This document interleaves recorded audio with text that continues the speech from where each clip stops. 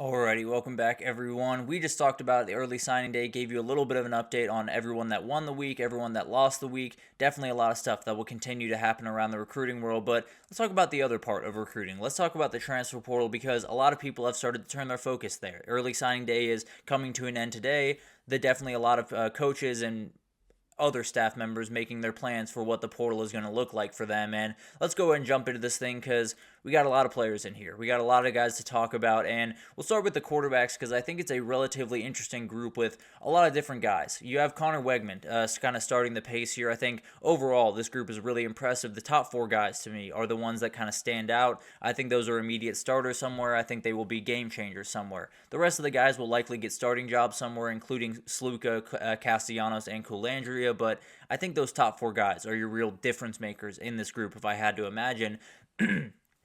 For Wegman, it was just the best for both parties. I think everyone understood that he was going to leave A&M at some point. I think everyone understood why he was going to leave A&M. It made total sense for both parties. Definitely wasn't the greatest fit for what Colin Klein liked to do in that offense, and it looks like there's a couple of different options out there. Syracuse is one, Missouri's another, Houston is another. He's from the Houston area. If Willie Fritz was able to pull him in, that would be huge. There's no doubt about that. That would be a player that could totally take them to the next level down there and give them a real shot to possibly compete in the Big 12. Then you do have Syracuse, a really interesting one that you saw what Kyle McCord can do this year. So Connor Wegman, I think, has the arm talent that Kyle McCord has. I think he would have the ability to execute that offense at a really high level. For Missouri, I mean, you're taking over for Brady Cook in an offense that is taking a little bit of a back turn this year, but still has a lot of talent in that room, still has a lot of guys that can make some plays. It'll be interesting to see if he wants to stick in the SEC or he wants to play around with the Big 12 or the ACC. I think there's a lot of different options here. Maybe that proximity to Houston gives them a little bit of an edge here. Definitely will be interesting to watch, and if Willie Fritz is able to pull him in,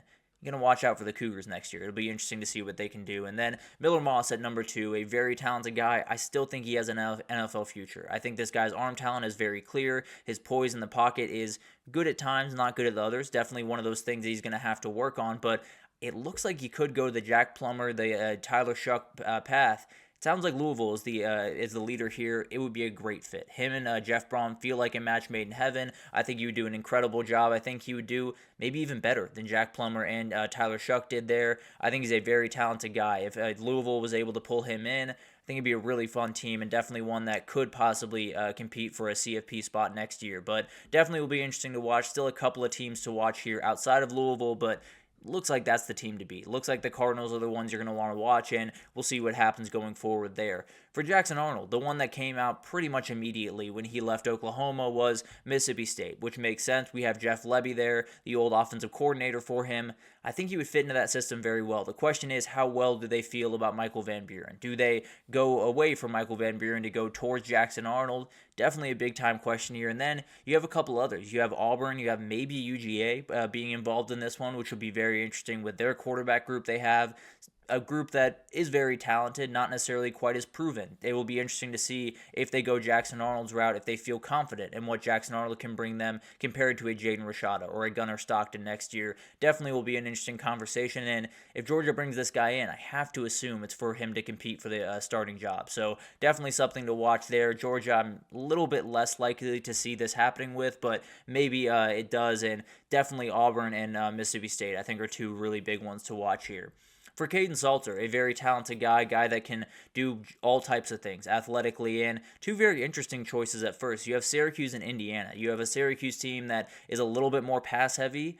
Does he fit that the way that you want to? Indiana, kind of the same thing. They had Curtis Rourke back there this year. Be a very different quarterback if they got Caden Salter back there next year. Be very talented, no doubt about that, but probably a little bit of a different approach from Kurt Cignetti and the boys up there. And then you do have Auburn, you do have Vandy, another one to watch. I think that's a really interesting one. If Diego Pavia were to not get another year of eligibility or were to get it and then leave Vanderbilt, which I think is a possibility here, I think that would be a great fit. I think Caden Salter would do an incredible job at Vanderbilt. Another guy that we'll talk about a little bit later, I think, would do that as well, but a lot of different guys here. I think the top four are the ones that stand out to me. Justin Martin was a very talented quarterback coming out of high school. Matthew Sluka, we've talked about plenty on here. Definitely a very interesting story, and we'll see what happens with him. Thomas Castellanos, Anthony Coulandria were starters in the ACC and are very athletic, very talented guys. I assume they'll get looks from someone. don't really know what that will look like. Definitely could be even a group of 5 level. We'll see what happens with them. I do think they have the ability to start at the Power 4 level, but if they really want to open things up, if they really want to be special players, maybe the G5 is where they should set up shop. Ricky Collins, kind of the same. I think he probably would have been better off staying at LSU, but not my decision to make, obviously. We'll see what happens with him. Very talented kid. And then you got Holden Gariner,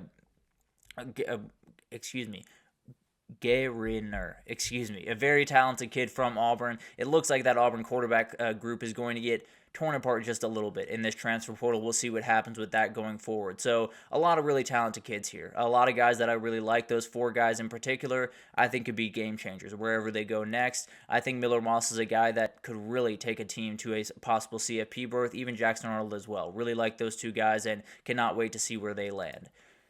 The portal group that you're going to want to watch is the wide receivers. This is an elite group. There's no doubt about that. And it starts with the guy up top there at Dane Key. Very, very talented. One of the game changers on this board, and definitely someone that wherever he goes, he's going to be a starter. He could be wide receiver 1 wherever he goes. And a lot of different teams that will be kind of circling him. A lot of different teams that will be after him. And it doesn't seem like there's any good intel out there right about now. Obviously, we will get that over the next couple of days, and we'll see when a decision is made early next week. But overall, very talented kid. Definitely one of those that is setting the pace for this wide receiver group. You do have Nick Anderson, a very talented guy from Oklahoma. When he is on the field, he is an absolute game changer. He is not always on the field. That is the issue with him. Obviously had some injury troubles this year, has had them throughout his career. It'll be interesting to see what the market is for him. I think it'll be plenty big, but definitely some teams that'll have a little bit of buyer beware type of energy with those injuries in his past. You have Casey Concepcion, you have Barry and Brown.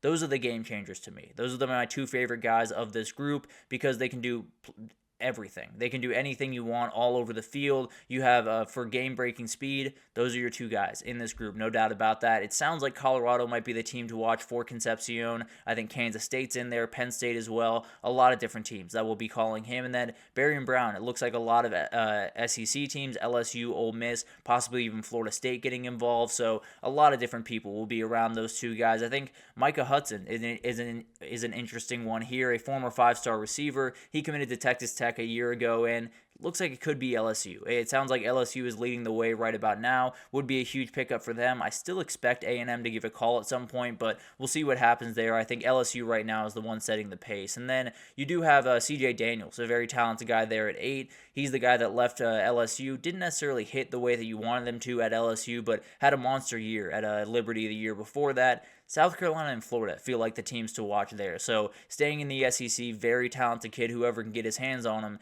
is going to very much like him, no doubt about that. And then you have some other guys. You have Jonte Cook from Texas, very talented player that when he was on the field made plays for Texas. And then Eric Rivers, very talented kid from FIU, definitely going to be a big-time player for someone making that leap after the FIU firing. And then Kobe Prentice, a very talented guy from Bama. Amari Kelly, hadn't had the pleasure to watch him quite as much as I wanted to, but definitely a lot of things to like about that kid. So this is the this is the group, position group that I'm watching the most closely. These wide receivers are absolutely ridiculous. I only think they're going to get more ridiculous. So we'll talk about them as they do, obviously, but this is a huge group and definitely one to watch as we move forward. A lot of guys on here that will be big-time players for big-time programs next year.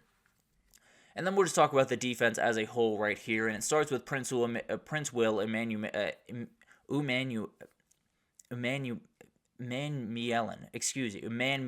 I've tried to figure out the name, finally did it. Prince Will Umanmielen, very talented defensive end from Nebraska. Brother was at Ole Miss this past year.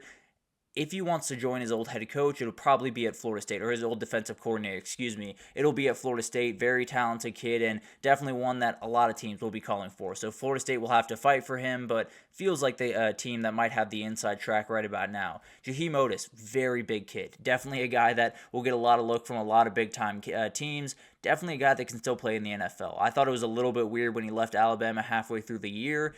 It's going to be a guy that's going to be kicked around for a lot of big-time teams. I think Texas could get involved here. I think a lot of different teams could get involved with this kid. definitely an absolute beast on the inside and could be an outright first-round pick in a couple of years. And then Julian Humphrey, we've talked about a little bit, a lot of different teams in on him. Feels like A&M could be the team to watch the most. A lot of different teams that will be kicking around for that. And then Keyshawn Silver, a very, very talented freak athlete at defensive tackle for Kentucky. I think there's a lot of different things going around here, but does seem like North Carolina is probably the team to watch most aggressively here. Sounds like he could be getting a pretty penny. It sounds like Pete Nakos was saying he could be the top paid non-quarterback transfer.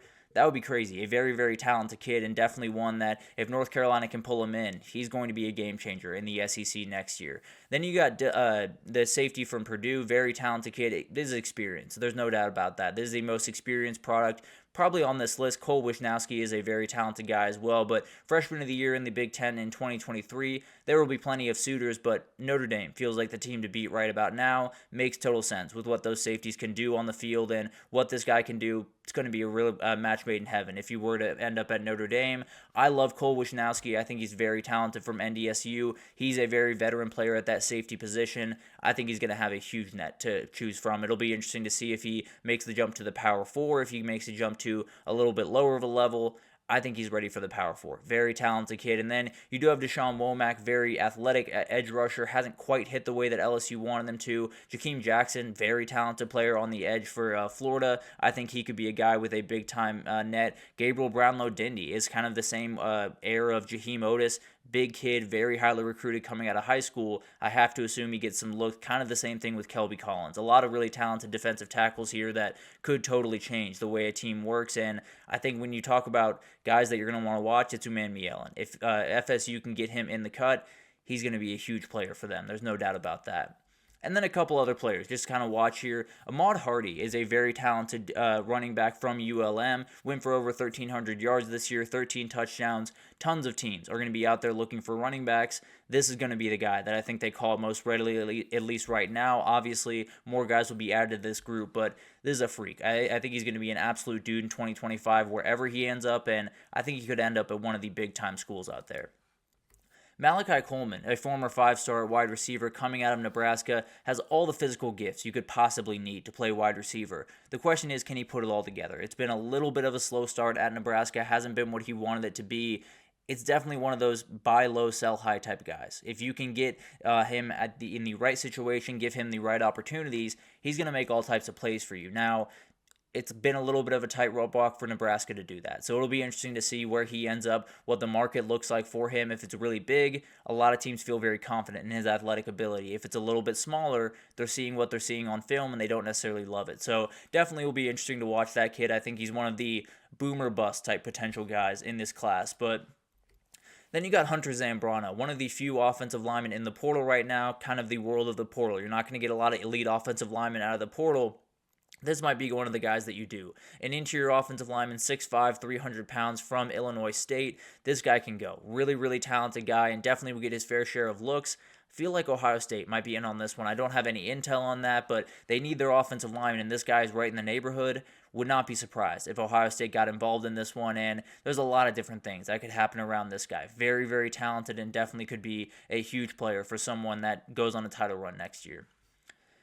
Oh, excuse me, missed out on one here. I did want to talk about Devon Dampier, a very talented player from New Mexico, the quarterback there, and definitely a guy that I think will get a ton of looks out there. I think Vanderbilt could be an interesting one if Diego Pavia were to move on. I think he would thrive in that system. His coach, Bronco Mendenhall, just got hired at Utah State, so maybe there's a little pull there. It'll be interesting to see what he ends up as. I think that's one of the guys that I like the most in this portal right now, and definitely will be interesting to see what happens. But that's the tip of the iceberg. I think we all understand that's going to get more and more crazy over the next little bit. It opens officially on Monday, so obviously we'll update you throughout the week. This definitely will be a fairly significant or fairly consistent segment as we go throughout the next month or so on here, so we'll keep you updated with everything you need to know. It's going to get crazy. There's no doubt about that. But we'll take our third break here, and when we come back, we got to talk about players and coaches under the most pressure as they head into this weekend. I think Dan Lanning might take the cake. Quinn Ewers is not far behind him, so we'll break it down right after this, so stick with us.